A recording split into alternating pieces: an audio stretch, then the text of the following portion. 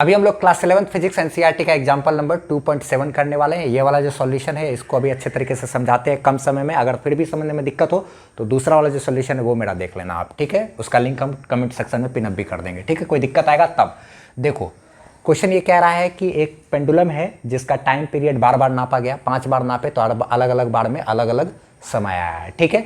लेकिन हमको क्या कैलकुलेट करना है, इसका एब्सोल्यूट एरर, रिलेटिव एरर और परसेंटेज एरर, ठीक है। तो एब्सोल्यूट एरर पहले कैलकुलेट करने से पहले हमको ट्रू वैल्यू पता करना होगा। तो ट्रू वैल्यू कैसे निकलता है, जितना बार मेजरमेंट किए हैं सबको जोड़ करके जय बार किए हैं उतना से डिवाइड कर देंगे। तो इतना को इतना से डिवाइड किए तो ये आया मेरा, इसको एक अंक तक हम लोग यहाँ तक राउंड ऑफ कर लिए हैं तो ये आ गया मेरा, ठीक है। ये आ गया ट्रू वैल्यू। अब ट्रू वैल्यू के बाद एब्सोल्यूट एरर कैसे निकालते हैं, मेजर्ड वैल्यू में से ट्रू वैल्यू घटा देते हैं।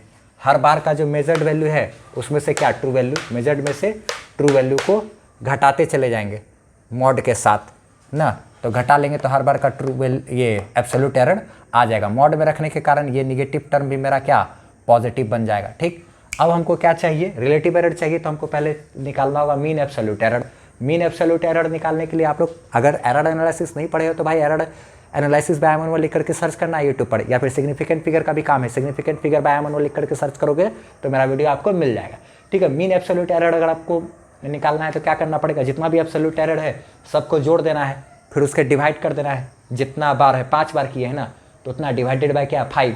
जब इस सारा को जोड़ोगे तो इतना डिवाइडेड बाय 5 आएगा। तो इसको इससे डिवाइड करोगे तो 0.108 आ गया। इसी को फिर राउंड ऑफ करके क्या 0.11 सेकेंड लिख लोगे। अब हमको रिलेटिव एरर चाहिए। तो रिलेटिव एरर के लिए क्या होता है, मीन एब्सोल्यूट एरर अब आए क्या ट्रू वैल्यू। तो मीन एब्सोल्यूट एरर तो मेरा 0.11 है और ट्रू वैल्यू क्या है 2.62 है, जिसको इससे डिवाइड करोगे। लेकिन एक बात ध्यान रखना कि हम लोग क्या कहते हैं डेसिमल के बाद एक अंक तक ही श्योर है, ठीक है। इसमें देखो डेसिमल के बाद एक अंक तक ही श्योर है, बाद बाकी अंक के लिए उतना ज़्यादा श्योर नहीं है। इसलिए बाद वाले अंक को दोनों टाइम में से हम लोग दोनों जगह से क्या कर रहे हैं, नेग्लेक्ट कर रहे हैं। एनसीईआरटी यही चीज़ हमको सिखाने का कोशिश किया, सिग्निफिकेंट फिगर में यही चीज़ तो हम लोग पढ़े हैं ये सब चीज़, ठीक है। तो जब इन दोनों को नेग्लेक्ट किए तो ये हो गया 0.1/2.6। तो इसको जब इससे डिवाइड करेंगे तो ये आ गया मेरा 0.0384, ठीक है। अब यहाँ पर चूंकि लिस्ट सिग्निफिकेंट फिगर यहाँ पर 1 है तो जब भी डिवाइड करते हैं तो रूल आप डिवीज़न का रूल आप पढ़े होंगे कि लिस्ट सिग्निफिकेंट फिगर में ही हमको आंसर देना है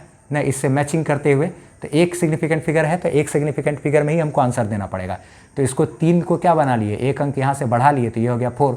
leading zeros are not significant, आपको पता है लीडिंग जीरो सिग्निफिकेंट फिगर नहीं होता।